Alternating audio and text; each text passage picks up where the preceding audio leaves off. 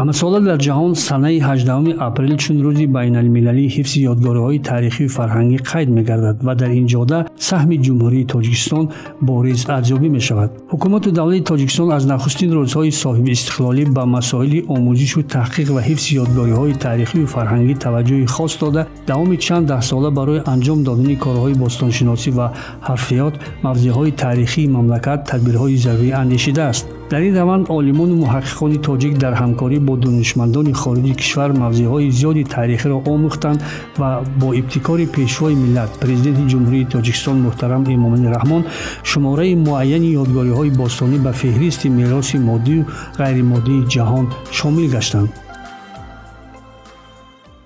соли 1994 вақте ки конститутсияи Тоҷикистон бори аввал, яъне Тоҷикистони соҳибистиқлол қабул гардид,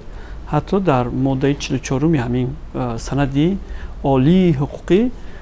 доир ба ҳифзи ёдгориҳои таърихӣ сухан меравад. онҷо гуфта мешавад ки ҳифзи ёдгориҳои таърихиву фарҳангӣ вазифаи муқаддаси ҳар шаҳрванд аст. яъне аллакай ҳамин худаш далолат аз он мекунад ё дарак аз он медиҳад ки дар сиёсати давлатии ҳукумати ҷумҳурии Тоҷикистон масъалаи мазкур яке аз масъалаҳои бисёр муҳим ба ҳисоб меравад. яке аз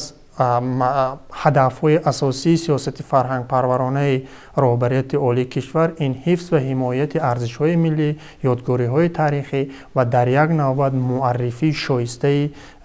таърихи чандин ҳазорсолаи гузаштагони мо ҳаст. ва дар ин росто бояд мо тоҷикон таҳти роҳбарии сарвари давлатамон муҳтарам Эмомалӣ Раҳмон аз муҳимтарин арзишҳои миллии худ ки муаррифгарӣ бевоситаи таърихи чандин ҳазорсолаи аҷдодони мо ҳастанд ҳифзу ҳимоят намоем ва ин танҳо бо роҳбарияти олии кишвар ва ҳамгироиву ҳамбастагиву вазифаи ҳар як шаҳрванд ба вуқӯъ пайваста метавонад.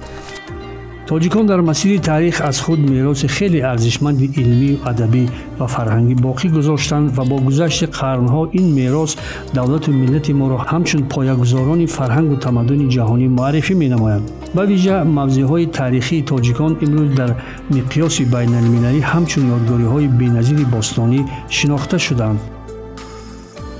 барои муаррифӣ дар сатҳи байналмилалӣ, дар сатҳи ҷаҳонӣ ёдгориҳои Тоҷикистон дар феҳристи муҳимтарин ёдгориҳои умумибашарӣ ворид шуда истоданд ки ин заҳмати шабонарӯзии мо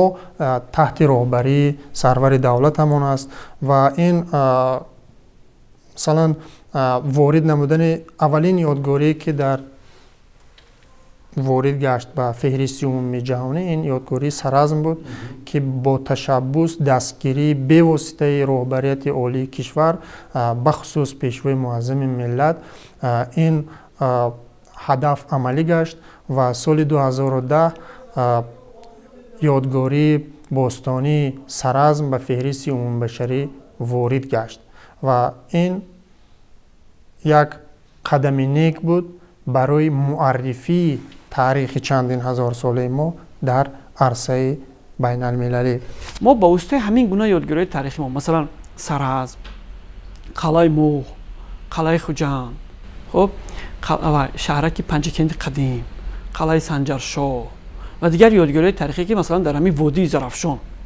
ҷойгир ҳастанд ва инчунин як қатори ёдгориҳои таърихие ки дар қисмати ҷануби Тоҷикистон аз ҷумла масалан ҳамин қалаи Ҳулбук ки дар ҳудуди ноҳияи Усей ҷойгир аст. мақбараҳо ва мадрасаҳои хеле зиёде ки дар ҳамин минтақа ҳастанд ба монанди фарз кардем мадрасаи Хоҷа Машҳад дар қаламрави ноҳияи Шаҳритӯз ё мақбараи Хоҷа Дурбод ё ки мақбараи Хоҷа Нақшрон дар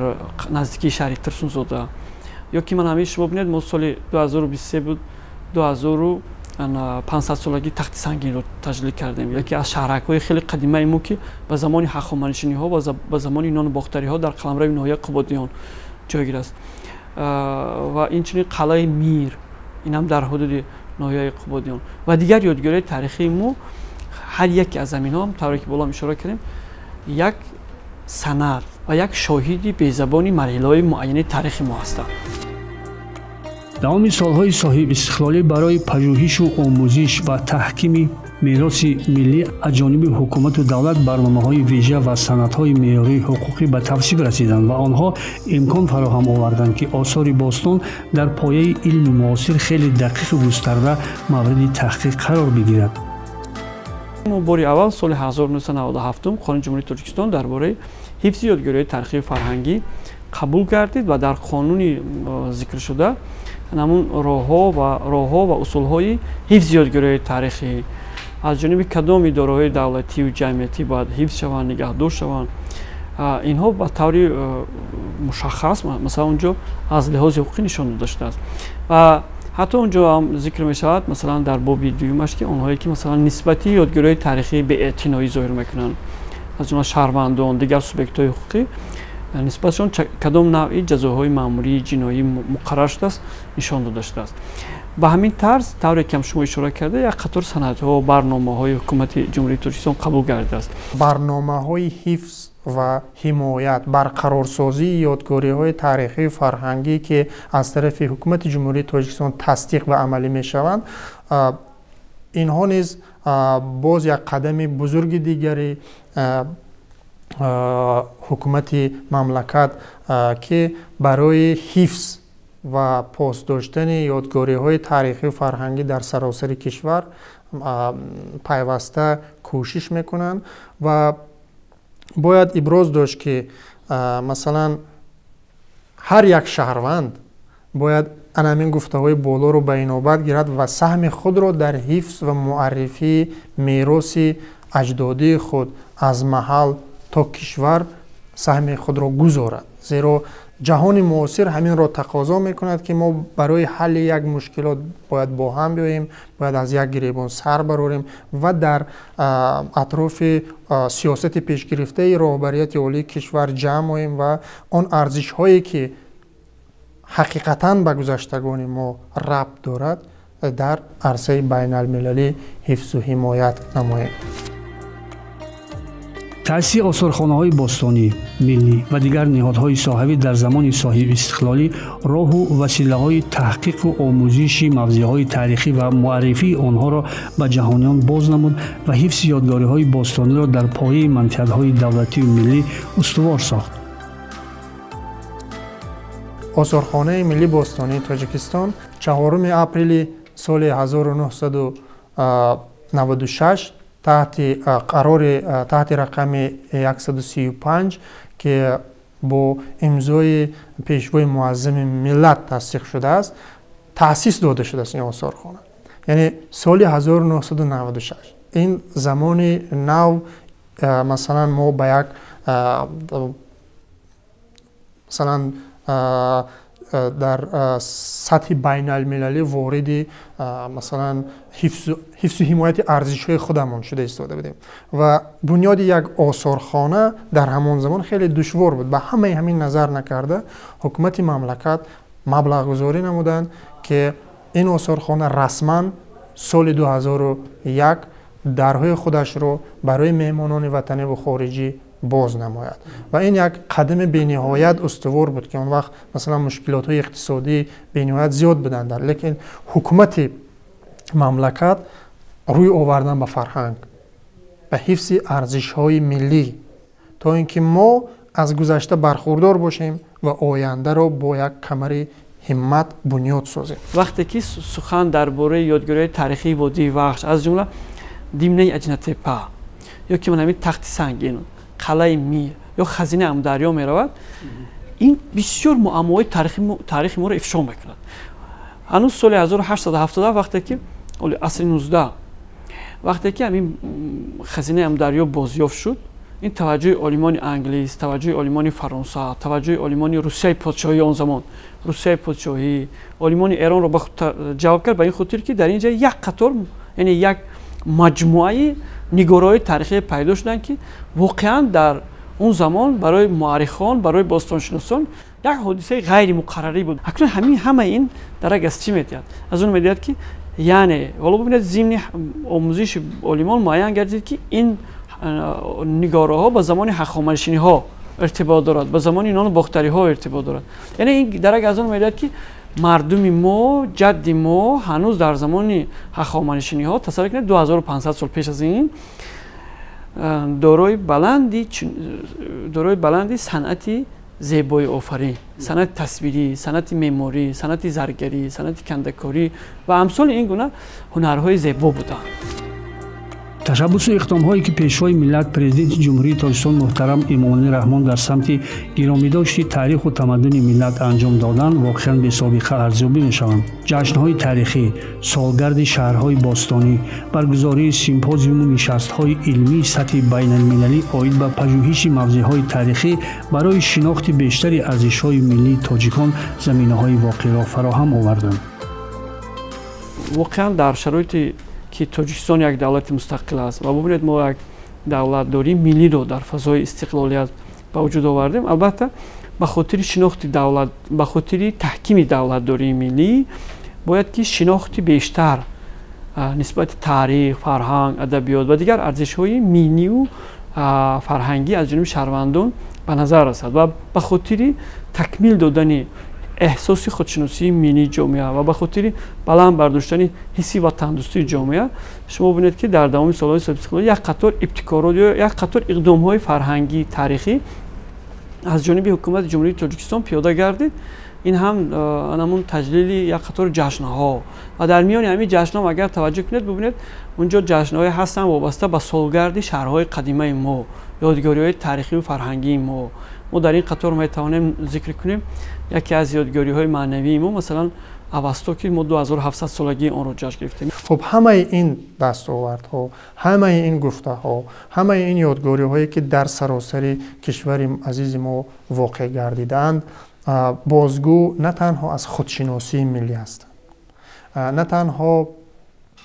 муаррифгари масалан таърих дар дохили кишвар ҳастанд,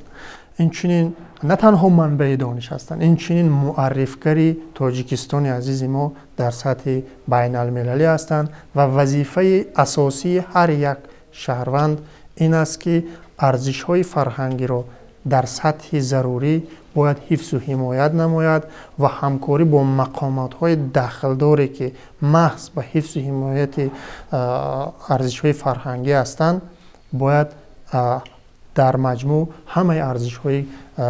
маҳалли худ, шаҳру ноҳияи худ ва билохира кишвари худро ҳифзу ҳимоят намоем ва ба наслҳои оянда мерос гузорем ки ин бениҳоят дар шароити кунунӣ ва оянда гумон мекунам хеле муҳим аст. гузашта аз ин бубинед мо масалан 3000 солагии ҳисори бостонро ҷашн гирифтем ва чӣ қадар масалан тариқи матбуот мақолаҳо нашр шуданд, чӣ қадар масалан мусоҳибаҳо анҷом пазируфта шуданд дар тавассути воситаҳои ахбори омма ва яке аз дар ин миён яке аз ҷашнҳои бисёр бошукӯҳи мо ман фикр мекунам ҳамун 5500 солагии сар аз ин бостон аст. олимону муҳаққиқон дар раванди ҳарфиёти бостонӣ исбот карданд ки тоҷикон дар масири таърих тамаддуни хеле пешрафта доштанд ва дар ҳама ҷанбаҳои илму фарҳанг, санъату ҳунар муваффақ буданд. муҳаққиқони сатҳи ҷаҳонӣ ба виҷа ҳунару санъати меъмории тоҷиконро хеле олӣ баҳогузорӣ карданд ва исботи ин андешаҳою эътирофҳо мавзеъҳои бостонии сарзамини имрӯзаи тоҷикон маҳсуб меёбанд. санъати меъморие ки масалан мо дар ҳамин тахти сангин ё тахти қубод мегӯем, тахти сангин, тахти қубод мебинем, ҳамаи ҳамин дарак аз он медиҳад ки воқеан тахминан 2400-2500 сол пеш мардуми мо як мардуме буданд ки дорои баланди маданияти бинокорию меъморӣ буданд ва аз рӯи ин ҳам хулоса намудан мумкин аст ки ҳамин навъи санъати баланди меъморӣ, фарҳангӣ, кандакорӣ, наққошии мардуми мо буд ки баъдан таъсири инро мо дар санъати халқҳои гирду атроф мебинем. дуруст аст ки масалан бинед як олими рус ки соли 1842 инҷо омадааст, Николай Хаников мегӯяд ки тоҷикон дар санъати меъморию бинокорӣ дар минтақа нақши муаллимро иҷро мекарданд. вақте ки ҳамин чизҳоро таҳлил мекунед пеши назар ҳамин сухани Хаников мебиёд ва шахс боварӣ ҳосил мекунад ки воқеан мардуми мо дар минтақа ва ҳатто гуфтам мумкин ки дар миқёси ҷаҳон дар ин ба ғайр аз оне ки дар бунёди зеҳн, ақл, маърифат гузашта аз ин дар бунёди маданияти моддӣ низ нақши бисёр боризро аз худ боқӣ монда. ҳамкориҳои осорхонаи мо, осорхонаҳои ҷумҳурии Тоҷикистон дар масалан партави ҳамкориҳои ҳукумати ҷумҳурии Тоҷикистон дар самти ҳифзи ёдгориҳои таърихӣ, муаррифии шоистаи мероси гаронбаҳои гузаштагони мо аст ва мо пайваста бо ҳамкорӣ бо мақомотҳои дахлдор масалан намоишҳои муштарак дар хориҷи кишвар дорем ки ин аз ҷониби ҳукумати ҷумҳурии Тоҷикистон пешниҳод карда мешавад бо ҳамкорӣ бо вазорати кории хориҷӣ ва вобаста ба шарту шароити ба миён омада мо намоишгоҳҳои худамонро дар хориҷа масалан ба миён меорем ва охирон намоишгоҳе ки масалан осорхонаҳои масалан осорхонаи миллии бостонии Тоҷикистон бо осорхонаи миллии Тоҷикистон ки дар хориҷи кишвар шуда гузашт, як мисол як ҳангоми бениҳоят бузург дар Аврупо буд. Ин намоишгоҳи Тоҷикистон ҳамчун кишвари дарёҳои тиллоӣ дар осорхонаи Гимеи шаҳри Парижи Фаронса буд ки ҳазорҳо ҳазор аврупоиҳо аз фарҳанги моддӣ, фарҳанги асили аҷдодии мо шинос шуданд ва таъссуроти бениҳоят зиёд бардоштанд. имрӯз дар фазои пуртазоди бархурди фарҳангҳо, манфиатҳо ва ихтилофи андешаҳо муҳим аст ки таъриху тамаддуни миллат ба таври густарда омӯхта шавад, муаррифӣ гардад ва таърихсозии баъзе гурӯҳҳои манфиатхоҳ хотима бахшад. дар ҳамин гуна як дунёи бисёр пуртазод кашмакашиҳои равонӣ, эҳёи таърих, эҳёи ёдгориҳои таърихӣ, муаррифии онҳо, омӯзиши онҳо, ман фикр мекунам ки барои ҳифзи ёдгориҳои таърихӣ ҳама ин ба хотири таҳким бахшидани эҳсоси баланди ватандӯстӣ ва худшиносии миллӣ ва тақвияти хотираи таърихии миллат нақши бисёр бориз гузошта метавонад ва миллате метавонад аз худ дифоъ кунад, манфиатҳои худро, арзишҳои фарҳангии миллии худро дифоъ кунад ки ва гузаштаи худро хуб медонад ва доир ба гузаштаи худ маълумоти кофии илмӣ дорад. таърихнигорони асил ҳеҷ гоҳ асолити таърихиро инкор нахоҳанд кард, балки аз ин мактаби бузургу нотакрор сабақ хоҳанд гирифт, ба гунае ки имрӯз маҷмӯаи нигораҳои бостонӣ, мавзеъҳои хеле нодири таърихӣ дар минтақа ва ҷаҳон бо номи миллати соҳибтамаддуни тоҷик шинохта шудааст. шумо бинед ҳар як ёдгории таърихии мо масалан ки дар қаламрави Тоҷикистони азизи мо ҳастанд, инҳо шоҳидони безабони як давраи таърихии мо ҳастанд. ҳамин 5500 солагии саразв ки мо бо қарори ташкилоти байналмилалии ЮНЕСКО таҷдид кардем, шумо бинед ин хулосаи олимони аслан хориҷӣ аст ва баъдан дохилӣ ки дар маҷмӯъ ба ҳамин хулоса омаданд ва қиёс карданду ва ба натиҷа расиданд ки саразв 5500 сол таърих дорад. Дар ҳамин шабрӯзе ки тасаввур кунед, дар ҳамин шабрӯзе ки имрӯз баъзан қувваҳое ҳастанд ки аз таърихи халқҳои дигар барои таърихро таҳриф намуда барои худ таърих месозанд. яъне ин таҷлили 5500 солагии саразв ва иқрор шудани ниҳодҳои муҳташаму бузурги илмии хориҷӣ ва байналмилалӣ ки саразв 5500 сол аст, худ далели раднопазири он аст ки тоҷикон таърихи шаҳрсозишон, ҳоло танҳо таърихи шаҳрсозиашон бештар аз 5500 сол собиқаи таърихӣ дорад. таи солҳои охир бостоншиносону таърихнигорони тоҷик дар самти омӯзиши мероси ниёкон корҳои илмӣ тадқиқотиро густариш доданд, аммо ҳанӯз дар мамлакат мавзеъҳое ҳастанд ки мавриди пажӯҳиш қарор нагирифтанд ва ё ҳамаҷониба ҳифз намегарданд. ин албатта вақту фурсати муносибе мехоҳад ва умед аст ки ин маконҳои бостонӣ низ солҳои наздик омӯхта мешаванд. мутаассифона мушоҳидаҳои 20 соли охир нишон медиҳад ки дар баъзе аз ноҳияҳои мо, дар баъзе аз минтақаҳои Тоҷикистон бинобар сабаби беэътиноии худи шаҳрвандон баъзе аз ёдгориҳои таърихӣ ба монанди қалъаҳо, мазорҳо, мақбараҳо, манораҳо дар ҳоли аз байнравӣ қарор доранд. масалан шумо бинед, агар мо ҳамин ноҳияи як маротиба мо дар қаламрави ноҳияи Носири Хисрав як ёдгории таърихӣ дорем бо номи қалъаи Бешкент. ин хеле таърих коҳан дорад, лекин тахминан як 4 сол қабл аз ин мо вақте ки ба ҳамин ёдгорӣ сафар кардем,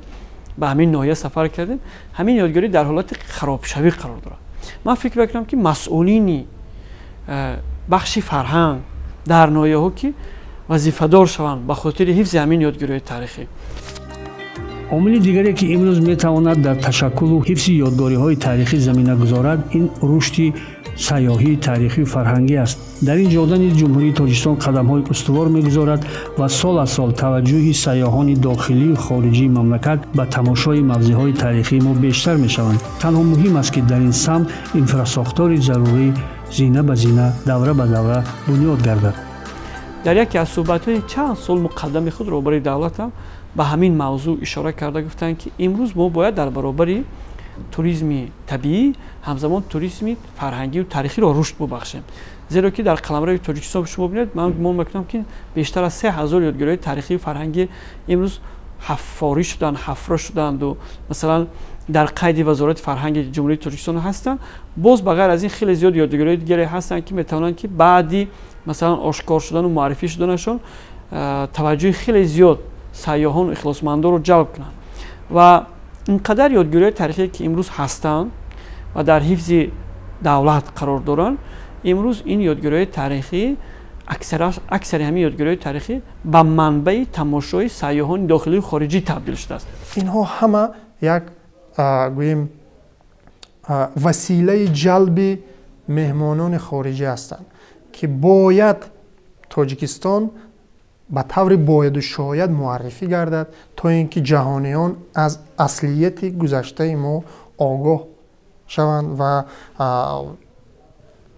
زینه به زینه ما این سمت را، یعنی سمت سیاحی رو با استفاده از یادگاری‌های تاریخی باز هم مستحکم نماییم، باز هم رشد و تکامل دهیم. اگر ما در نزد یادگاری تاریخی ما یک انفراساختوری توریستی که در آنجا بنیاد شود تو که به طلبات توریسم بین المللی جوابگو باشد، این همه تواند به خاطر جلب بیشتری سیاحان داخلی نقش بسیار مؤثر گذارد. اگر این چیزا رو ما به راه مانیم، اینا رو به نوبت گیریم و این کارها رو عملی کنیم، من فکر میکنم که در قیاس با سالهای گذشته باز هم تعدادی واردشوی سیاحان از خارج کشور به تاجیکستان زیادتر میشد. این برای غنی شدن بودجه مملکت ما مساعدت میکند، این برای خوبتر شدن زندگی ما مساعدت میکند، این برای معرفی تاریخ ما، معرفی طبیعت تاجیکستان ما، معرفی خصلت‌های زیبای ملت ما یک بسیار نقش موثر گذاشته میتواند. ماهیت اساسی پژوهش و معرفی یادگاری‌های تاریخی تربیت نسل معاصر در روحیه خودشناسی، خودآگاهی، درک منفعت‌های ملی و دولتی و حفظ آنها میباشد. آثار باستان میراث واقعاً گرانبهایی است که ما را با اصالت تاریخی خود پیوند می‌سازد و همچون میراثبران فرهنگ و تمدن یک ملت تاریخ ساز و نسل‌های بعدی یادگار خواهد گذاشت.